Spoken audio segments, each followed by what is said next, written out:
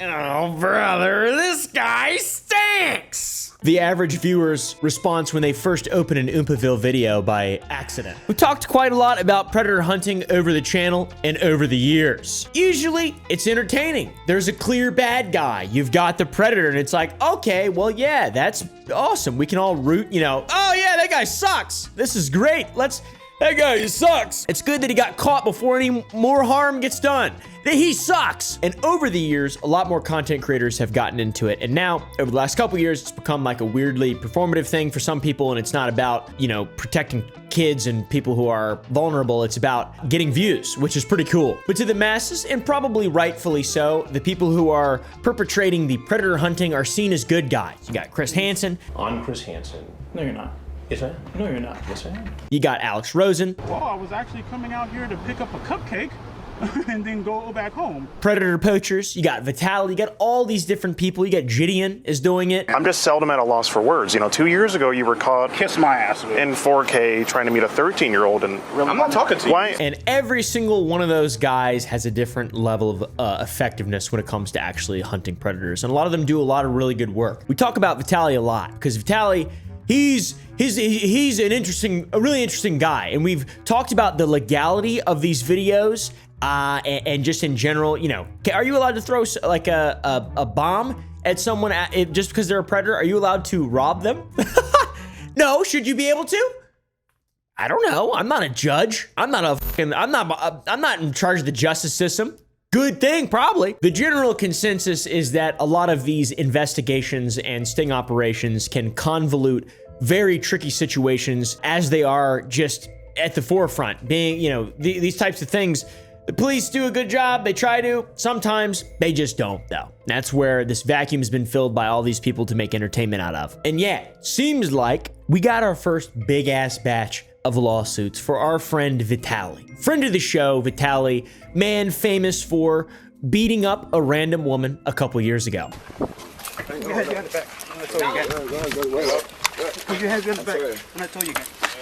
And not taking any responsibility for it, blaming the people around him and also the drugs that he was on as well. COVID hits, mushrooms come out.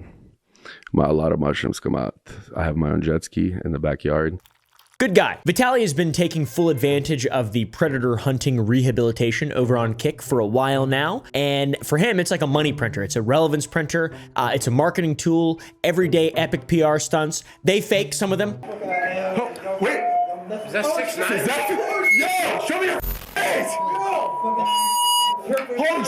Holy shit. It's stupid. Not a good thing to fake, to be honest, but he loves faking shit, and just this is his whole big thing now. He teams up with other influencers, celebrities, whatever the fuck, and they chase down people, and then they throw they throw bombs at them. And the people they're chasing down, no one's arguing that they're not fucking bottom feeders and they deserve some kind of consequence for their action, and it's good. It's just putting them in jail, in my opinion, is the best way to go about it. And Vitali doesn't have a very high he's probably been in jail more than the people that he's predator hunting. I don't know though.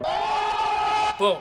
Roasted. Here are a few highlights from Vitali's predator hunting streams. For example, catching an illegal immigrant who brought meth to what he thought was a meetup with 15-year-old girls. The whole world. We just caught an illegal coming here to sleep with four 15-year-old boys.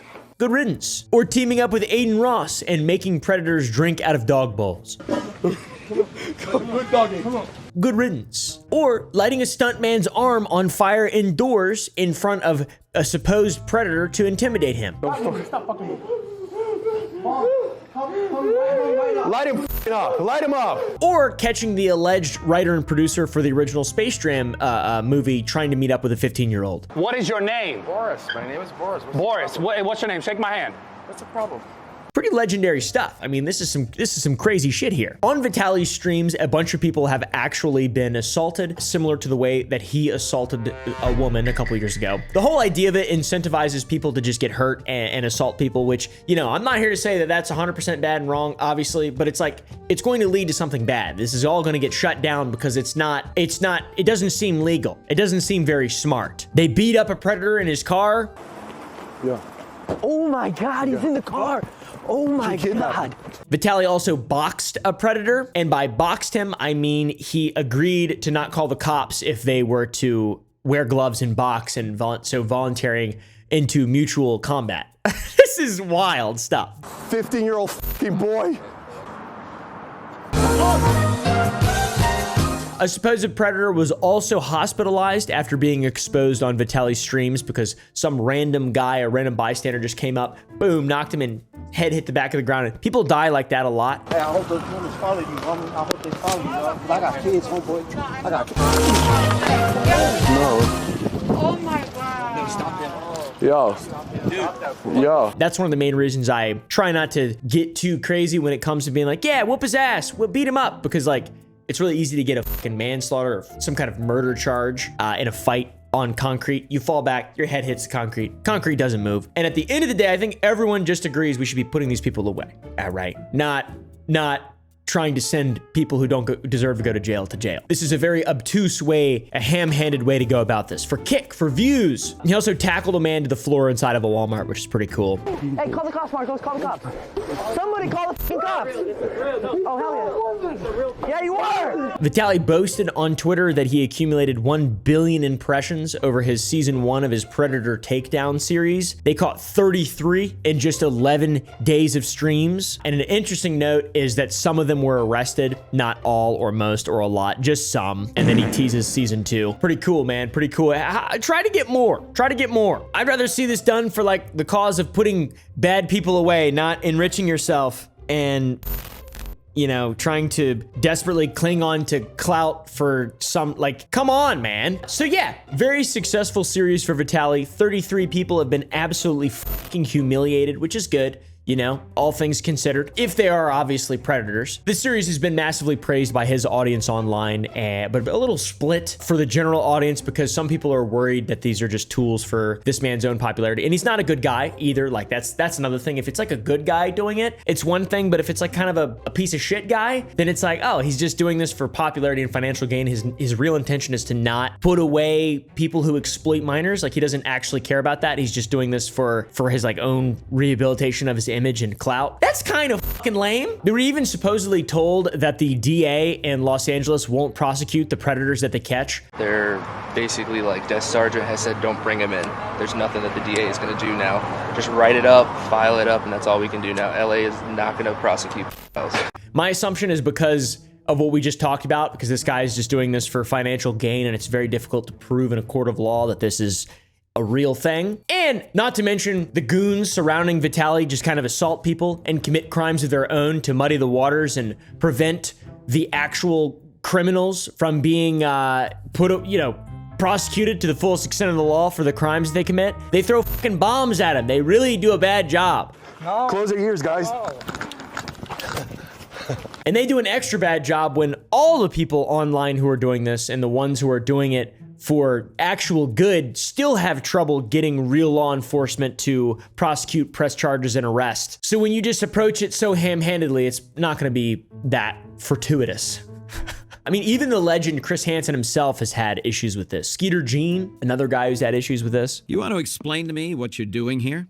I came looking for booty. And now, we've all been waiting for this to happen, and I'm excited to see how this plays out because Vitali is facing a lawsuit. Someone who believes that they were subjected to humiliation. A predator, an alleged predator, is now suing Vitali for violating his human rights. In the lawsuit, Vitali faces 17 different counts for wrongfully accusing someone of being a predator and then both physically and mentally abusing the individual. I assume if this goes out and there's discovery, we'll find out, we'll see the text, we'll actually be able to see how they're getting these people and how they're proving this and how they expect this to, you know, hold up in a court of law. Defamation, libel, defamation, slander, false light, invasion of privacy, misappropriation of names or likeness, misappropriation of name or likeness, common law, civil harassment, assault, battery, fraudulent misinterpretation and deceit, fraudulent concealment, negligence, strict liability, failure to warn, negligence, failure to warn, violation of bus and prof codes, emotional distress, and